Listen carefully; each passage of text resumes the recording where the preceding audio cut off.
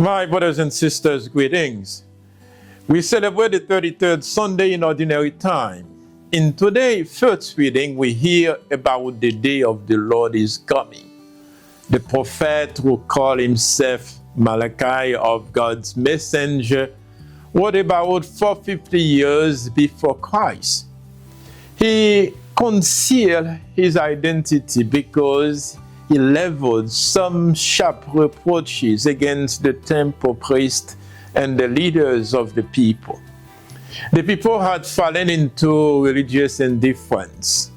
They had compromised their faith and taken on immoral lifestyles that surround us and smarters us. Malachi says, "See, the day is coming." In the second reading from the earliest book of the New Testament, the second letter of the Thessalonians, St. Paul confronts people who are passively expecting the day of the Lord. They are sitting back, doing nothing, waiting for it to happen. Paul tells them to get to work building up the Christian community. In today's Gospel from Luke, Jesus speaks directly about the end of time.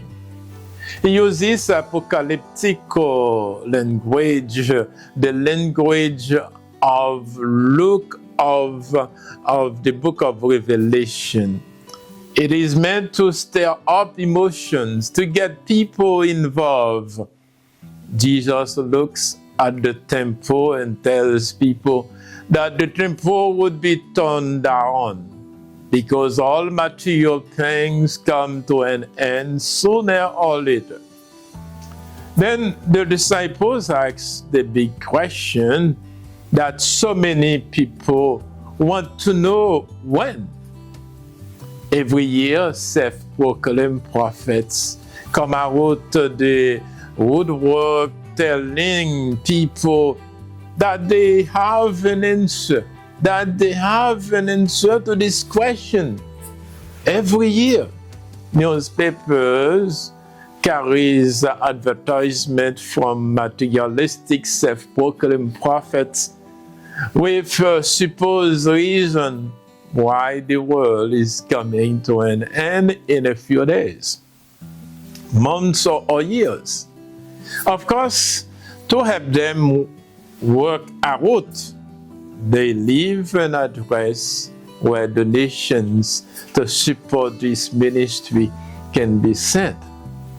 The Jehovah's Witnesses, the members of which seem to like to knock in our doors, has predicted the end of the world 5 times, all within the 20th century.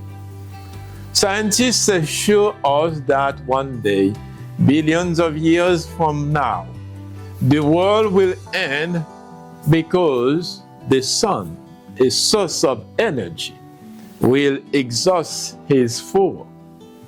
The church teaches that the world, and indeed the universe, will end, but not in the way or that the time either some religious sects or some scientists believe. Jesus taught that the time for the end of the world hidden within the plan of God the Father. Matthew 24, verse 36. In fact, Jesus dismissed the question about when all of this will happen as insignificant. And so the church teaches us that we do not know the time for consummation of the earth and of humanity. Vatican, in its constitution on the church in the modern world, expressed that very clearly. So my brothers and sisters, we need to prepare our hearts and mind every day to welcome the end of time. That means to welcome when the Lord will come back. So we don't know the hour, the time that will happen. We need to be vigilant, stay in prayer, and when He knocks our doors, we will be ready. May He bless you.